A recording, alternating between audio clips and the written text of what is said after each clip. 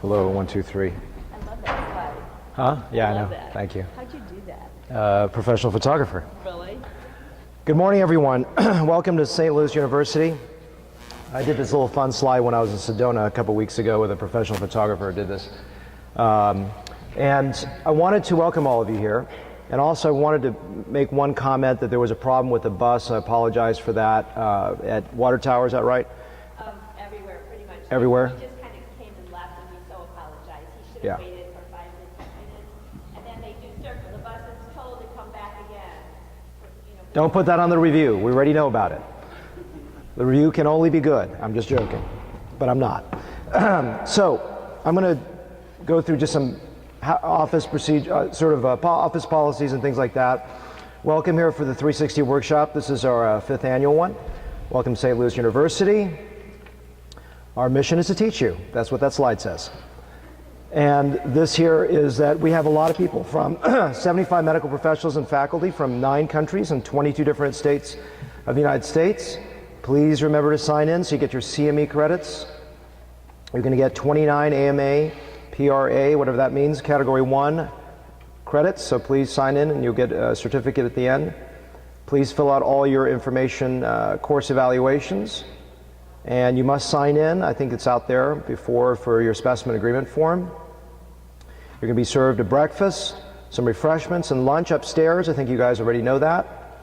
Photos are prohibited in this lab and faculty presentations. A large part is that these are copyrighted. You already have the slides sent to you or will be sent to you.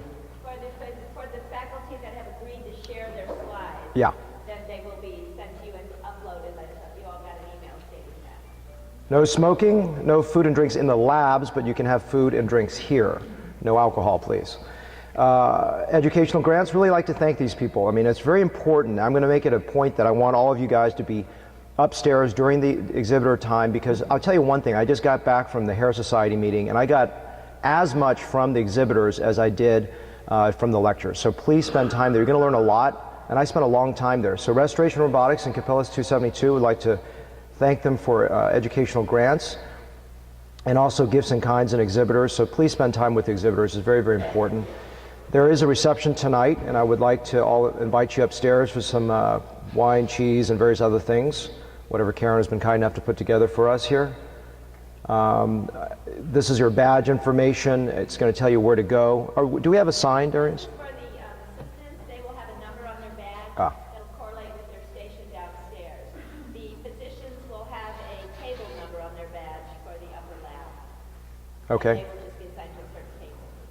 And there are exits somewhere around here. I think you see the signs. Restrooms are back there, okay, if you need to go. Please refrain if it's my lecture, though. No, I'm just joking. There's, in the back, there are laundry baskets, and you can drop things off at the end of the day. Faculty is supposed to wear black scrubs. I'm not that. It's fine if you guys are not wearing black scrubs. Locker key can be requested from the registration desk. Here's a phone number. Do I have to leave this up? Anyone want to write this down? Do we need to? That's for anybody that needs to call. All right, or just, I think it'll be fine. Hopefully no emergencies here. Transportation, give the receptionist in the front some time before the cab shows up so that you can get where you need to go. This is important. I want to read this to you here. All cadaver material used at practical anatomy and surgical education is provided by the Center for, that's not what I want to read. This one I wanted to, or one of these. Well, the point of this is all the specimens are safe. And second of all, they donated their bodies for you. So I would really ask you to refrain from any, comedic comments during the proceedings, so that you respect that body that's been donated to you. So that's very, very important. And here it is, actually. Between the gift body donor and the gift body donation program, there is a sacred trust. The individual gives the ultimate gift of themselves, trusting that St. Louis University School of Medicine will respect and appreciate them. For this reason, we treat each body with dignity and utmost respect. So I ask you to do that. Introductions. Karen over here, Laura's out there. I really appreciate, and Deborah, there are 3 people who have really done a lot of work, and Dave in the back here. Also Scott in the lab. Everyone has done so much work. So if I forgot a name here, but these are a lot of people behind the scenes that you're not seeing. Of course, Amina over here. Here I am. And faculty, I really do appreciate the faculty. You know, they're coming and they're spending time out of their personal and professional lives that I truly, truly value just to be here to educate you guys. And so I would really ask you to give a lot of respect to my faculty for being here to do this. Amina, who is my right-hand woman, who, who really runs this, not only this program with me, but also runs the program, runs my clinical practice with me in Dallas, is phenomenal. The assistant staff is just as wonderful, and you know, I've worked with all of them and they were just fantastic, and I really appreciate their being here as well. This is a big thing for them to be out of their personal and professional life to be here for you, so I would really ask you to thank them for, as much as you can for being here. I want to talk briefly about the International Society of Hair Restoration Surgery, something a society I've been a proud member of for the last decade.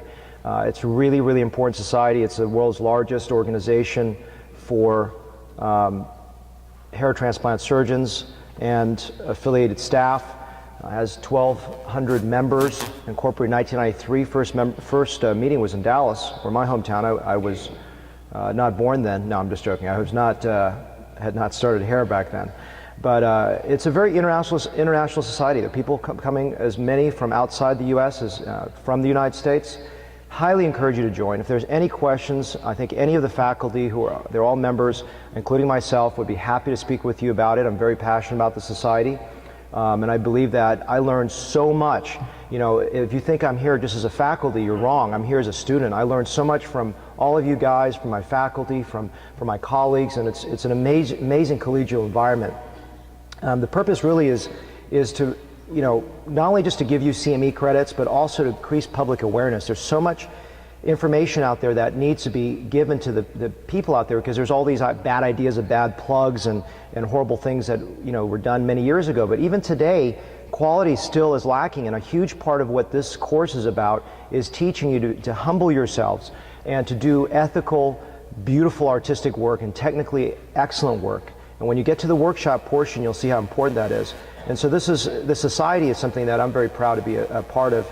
And is just like, you know, what you heard for SLU, the goal is education, collegiality, research. A lot of the money goes to research, ethics, and public awareness, as you heard. So there's a CME program, the annual scientific meeting, which I'll be announcing in a minute, and a lot of regional workshops. The Orlando workshop, I think it's April this coming year, is a really good complement to this course, because this course is focused on hands-on.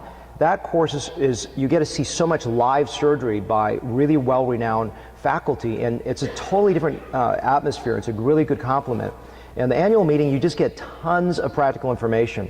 I came back with Amina with just a buttload of information that was amazing. I think we couldn't even stop talking to each other about how much we learned.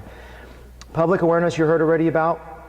And the website gives a lot of information, both for physicians as well as for you. And so when patients are trying to find you, if you're listed here, I think it's phenomenal. I can't speak on how much the collegiality and friendship I've developed with both the faculty here, as well as just in general, a lot of the participants at the ISHRS meetings. And so I really encourage you to be a member. Again, I don't have any financial affiliation with the company or with anything. I just want to encourage you to be a part of that. And again, if there's any questions, I'm sure any of us would be happy. Is there an official delegate from the ISHRS? Carlos, yeah, the former president, just finished his tour of duties. Did a great job as president, and he's probably now chilled out for a moment, right? And this is the meeting in Bangkok next year. You know, if you guys want to have a good time in Bangkok and learn some stuff, this is next year in November of what day? 12 through 16. So this is me. I just learned this little thing called bit strips, and I put this up there. I thought it was crazy. Let's blast off here. So I want to talk a little about what we're going to be doing this course, why I feel this course is so important, and why it's become a part of my life. What? Do you have a comment? Yeah. I didn't want to break in. No, you can break in. I just walked down. I was just going to clarify the lockers. We have 45 lockers in the back going down the stairs all the way to the back to the lab that way. They have keys in them. So if you use a locker, keep the key all day. At the end of the day, if you'll put the key back in the locker for tomorrow and put your scrubs in the bin. And because we have 45 lockers, if you have a buddy and the lockers are very large, you may want to share. We also, down in the physician's lab, have 2 restrooms with 10 lockers in each, if you prefer women's and men's down there. So there's a lot of area to store your goods. That's what I'm going to say. Thank Karen, you can always interrupt me, okay? I think I've interrupted your life enough in the last year and 5 years.